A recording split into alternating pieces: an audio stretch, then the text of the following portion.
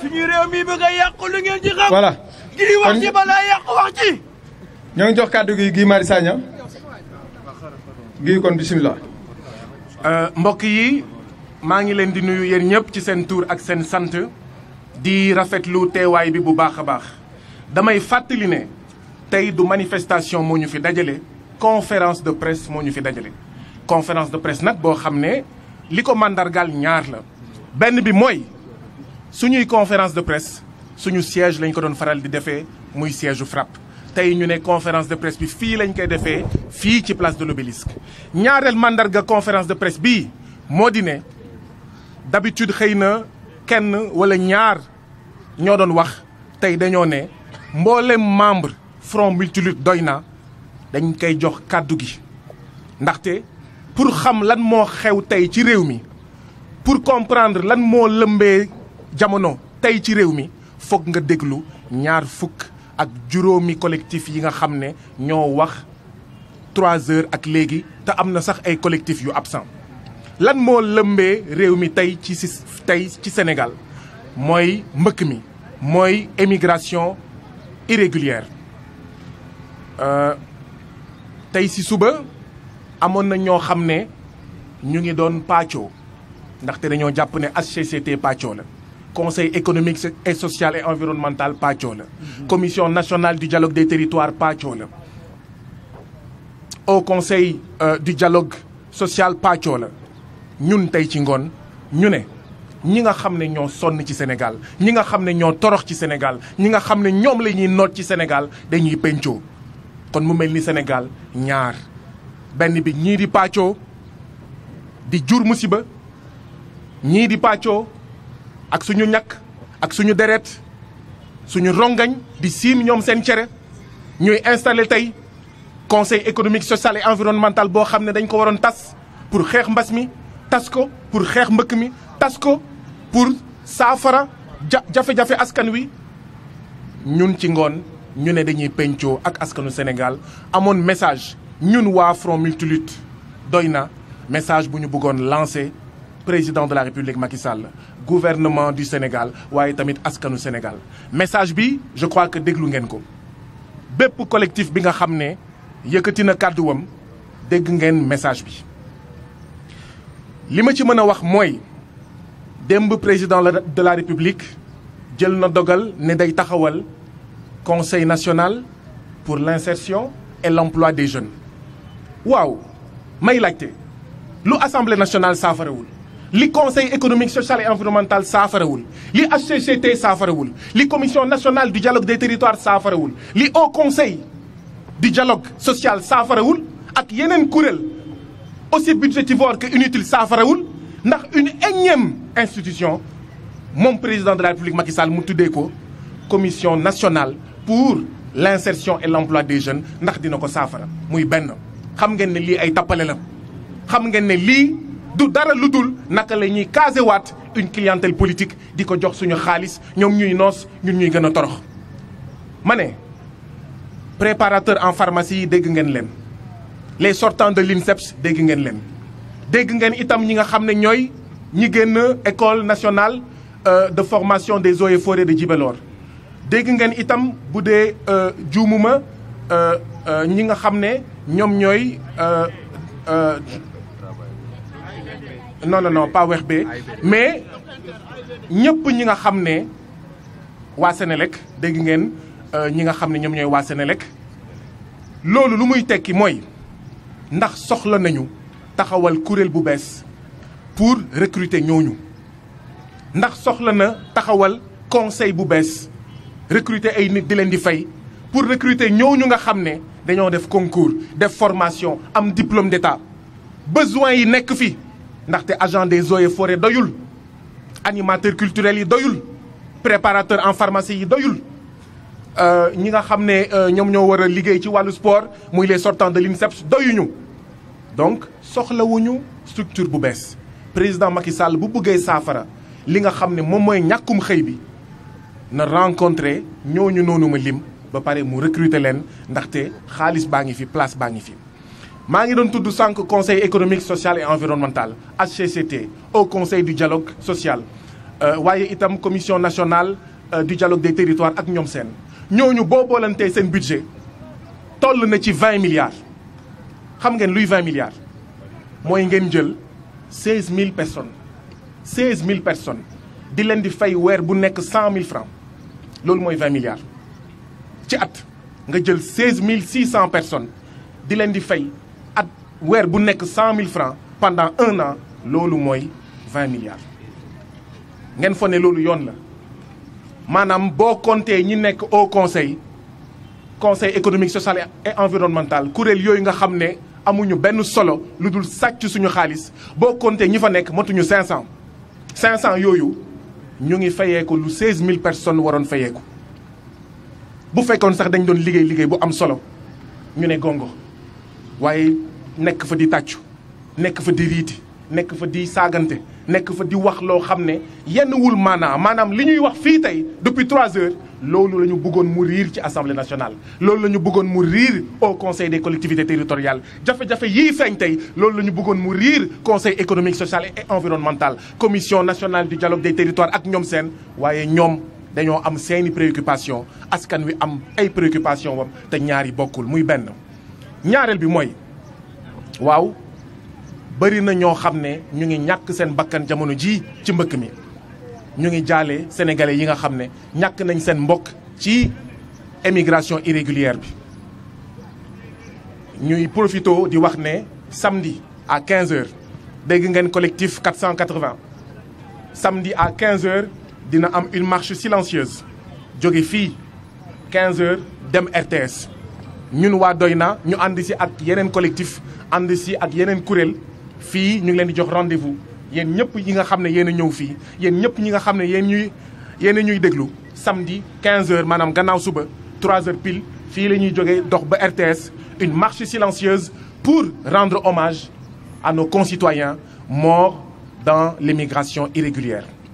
waaw lan moo waral immigration irrégulière mais ñi nga xam ne ñooy jël gaal yi dañuy topp jën yi nga xam ne moom la ñu manque yóbbu ko Union européenne ñi nga xam ne ñooy jël gaal yi dañuy topp bénéfice yi nga xam ne moom la ñu def fii di ko yóbbu Union européenne xaalis boobu la ñuy topp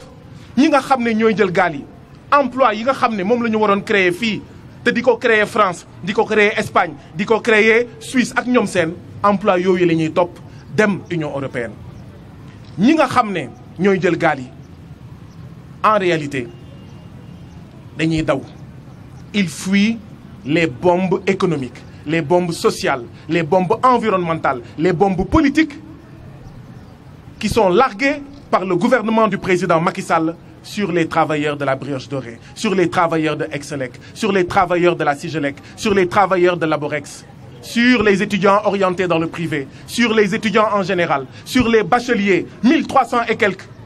de 2019 qui n'ont toujours pas été orientés, sur les travailleurs de ABS, sur les spoliés fonciers, spoliation foncière à Keur Moussa, spoliation foncière à Kignaabour, spoliation foncière à Guéréo, spoliation foncière à Médina Wandifa, spoliation foncière à Wakam, spoliation foncière à Kounoun, spoliation foncière à Darussalam Extension 2, spoliation foncière à Denigej, spoliation foncière à Niaguis, à Oulampan et partout au Sénégal. En réalité, ñii di jël gaal yi lii la ñuy daw l'oppression économique, l'oppression sociale appliquée par les politiques néocoloniales du président de la République, monsieur Macky Sall. moo tax nag ñu jàpp ne jarul dem école pour xam li nga xam ne mooy xeex mbëkk mi bu ngeen buggee xeex mbëkk mi bacheliers yi il faut les orienter bu ngeen buggee xeex mbëkk mi ñi nga xam ne dañoo jàng ba ne ar am seen diplôme ba pare besoin yi nekk fi nañ leen recruter bu ngeen buggee xeex mbëkk mi liggéeykat yi nga xam ne ils sont victimes de violations de toutes sortes dans leurs entreprises violation de leurs droits syndicaux violation d'accord du droit à un salaire décent il faut que ñu respecter le droit du travail fii ci Sénégal dans toutes les entreprises mbokk yi nga xam ne ñu ngi laajte ndax ministre du travail am na ci réew mi il a raison de se poser la question est-ce qu'il y a un ministre du travail dans l'avion est-ce qu'il y a un ministre du travail au Sénégal est-ce qu'il y a un gouvernement au Sénégal ndaxte jafe-jafe yii yëpp mais gouvernement bi moo ko waroon saafara jafe-jafe yii yëpp bu ngeen gisee tey ñu daje fi di ko fi wax c'est parce que gouvernement du Sénégal deful liggéeyam nañu bàyyi parparloo bi nañu bàyyi népotisme bi nañu bàyyi vampirisme des ressources du Sénégal ba pare ñu saafara jafe-jafe askan wi ñu servir le peuple sénégalais et non se servir des ressources du peuple sénégalais lii moo nekkoon suñu kàddu et donc fan yii di ñëw ministère de l'environnement mi nga xam ne bëggul recruter les sortants de Djibélor lu mu gis ñun la Sénélec mi nga xam ne dafay njuuj njaaj ñuy recruter seeni chauffeurs recruter seeni doom recruter seeni jarbaat et les citoyens sénégalais méritants ñu bàyyi leen mu mel ni kumba am ndey ak kumba amul ndey Sénélec bu jógul ci lii lu mu gis suba ñun la dama ne foog gouvernement du Sénégal comme ñu ngi jóge ci remaniement ah balaay 100 jours du gouvernement de Macky Sall di mot ministre bu nekk na convoqué collectif yi waxtaan ak ñoom trouver un accord boo xam ne dina baax ci état du Sénégal dina baax itam ci collectif yi nga xam ne ils sont victimes de spoliation foncière ils sont victimes de violation du droit des travailleurs collectif yi nga xam ne waaw étudiants yi dañ leen ñàkkal fayda muy étudiants orientés dans le privé yi nga xam ne ak étudiants UVS yi nga xam ne dafa mel ni ce sont des étudiants entièrement à part et non des étudiants à part entière waaye itam suñu dëkk yi nga xam ne mësuñu am courant suñu dëkk yi nga xam ne depuis colonisation mënuñu am ay infrastructures routières dignes de ce nom yu mel ni ay Baba Garage yu mel ni ay Pakaaw ak ñoom seen fokk gouvernement du Sénégal jël xaalis bi fi nga xam ne mu ngi koy dugal te amul solo dugal ko ci yitte askan wi lii moo ñu fi indi ñun nag jàmm la ñu bëgg gis ngeen ñu ngi déposer ay lettres d'information di def ay conférences de presse di def ay marches waaye ñun duñu jël gaal yi duñu jël gaal yi ñuy lancer un appel à toute la jeunesse du Sénégal bu ñu jël gaal yi nañu toog fii ci Sénégal ñun waa Doyna suñu message mooy fii la ñuy toog bu kenn jël désert du Sahara bu kenn jël océan Atlantique bu kenn jël mer Méditerranée fii la ñuy toog pesum kanam nag borom moo koy fajal boppam duñu nangu nag la démocratie sénégalaise tekki waaw laissons-les parler nañu wax rek garaawul amul problème déedéet wax dafa am fu mu yem wax dafa am fu mu yem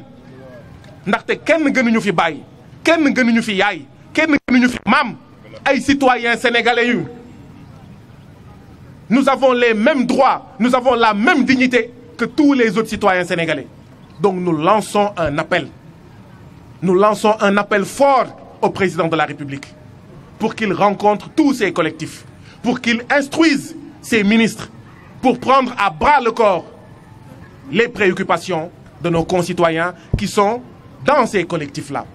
Nous ne demandons pas monts et merveilles. Nous ne demandons ni le ciel ni la lune. Nous demandons le respect de nos droits. Nous demandons le respect de notre citoyenneté, le respect de notre nationalité sénégalaise. Parce que nag mënuñu am ñaari citoyens sénégalais ay citoyens sénégalais yoo xam ne bu ñu amee jafe-jafe ñu dab seen bànneex ak la majorité yi nga xam ne tekkiwuñu dara ci réew mi. Président de la République munoo wax ci jamono mbas mi ne comme mbas dafa am bu ñu licencier benn liggéeykat ngay toog di xoole ay français di licencier d'accord suñu 22 compatriotes yi nekkoon Grande Côte des Opérations muy usine bi nga xam ne mooy liggéey li nga xam ne moom mooy zircon fële ca Diogo. Président de la République munoo wax bu ñu licencier benn travailleur ci jamono mbas mi ngay toog di seetaan Laborex licencier 7 travailleurs am ci biir mbas mi ba pare Cour suprême di jël décision informé wul les travailleurs informé wul seen avocat oui ñi ma jiitu ils ont raison la justice sénégalaise est corrompue la justice sénégalaise est corrompue la justice sénégalaise est corrompue maintenant xam nañ ne am na ay attekat yii atte te yàlla tax xam nañ ne am na ay juges yuy rendre des décisions au nom du peuple sénégalais waaye bëri na juges yoo xam ne ils sont corrompus dañ leen jënd suñu ay membres depuis ay années waa Wexbe waa Astraldi d'accord ñeneen ak ñeneen depuis des années waa ABS ñu ngi xeex mënuñu am yoon mënuñu am dëgg ngeen teg ko fan. loolu mënul continuer loolu duñ ko nangu bu ñu sonnee nag ci conférence de presse yi bu ñu sonnee nag ci marché yi bu ñu sonnee nag ci déposer ay lettres d'information ak ay manifestations autorisées ah waaw xol bu feesee tuuru de te ñun duñu jël gaal gi énergie bu ñu naroon dugal ci gaal gi fii lañ koy dugal dem Palais énergie bu ñu naroon dugal pour jël gaal gi fii la ñuy dem buntu Senelec énergie bu ñu naroon dugal pour jël gaal gi fii lañ dem ci bépp entreprise ci bépp ministère boo xam ne war nga régler suñu problème te ba tey jii nga ne ci teg nga ne ci mel te loolu du dëgg du yoon te dinañ ko digaale ki yéen ci nii wala ci naa ndaxte du dëgg du yoon. donc mbokk yi ah depuis 3 heures ñu ngi fi defe naa ne que doon wax ñëpp wax nañu man dama doon tëj rek di gërëm ñëpp di sant ñëpp di gërëm suñu mbokk journalistes yi nga xam ne depuis 2 heures et demie ñu ngi fi amul chaise amul banc amul fu ñu toog ñu ànd si ak ñun ñu ngi leen di gërëm ñeen ñëpp tàccu leen journalistes yi tàccu leen journalistes yi mention spéciale pour les journalistes mais nous voulons également remercier ils sont un peu éloignés mais j'imagine qu'il y a les renseignements généraux ici nous voulons remercier les policiers pour le travail qu'ils font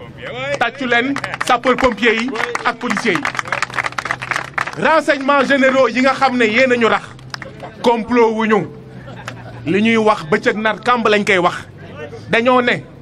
jëluñu gaal gi te duñu toog seetaan ngeen di salfaañe suñu sañ-sañ dinañ ko ñoddi ci nii wala ci naa nous lançons un appel au président de la République na saafara suñuy jafe-jafe ministres yi nañuy saafara suñuy jafe-jafe directeurs yi nañuy saafara suñuy jafe-jafe préfet yi nag mu mel ni préfet bu Rufisque mi nga xam ne bu ñu déposé lettre pour ne dañuy manifester mu ne duñu manifester bu yóbboon na xam ne loolu dafay dakk dootuñu nangu préfet yoo xam ne au lieu d'être des préfets du peuple ils sont de sales préfets je veux dire des préfets de la famille Sall nous n'accepterons pas que les préfets soient des préfets de la famille Sall au lieu d'être des préfets du peuple sénégalais donc saay bu ñu laajtee pour def manifestation jox leen ñu manifestation ci jàmm ak salaam sinon dinañ arracher suñu ay droits ñu ngi leen di gërëm yéen ñëpp ci seen tur ak seen sant ñi war a ñibbi fu sori dem leen ci jàmm egg leen ci jàmm jërë ngeen jëf rendez-vous samedi à 3 heures ici pour la marche silencieuse merci beaucoup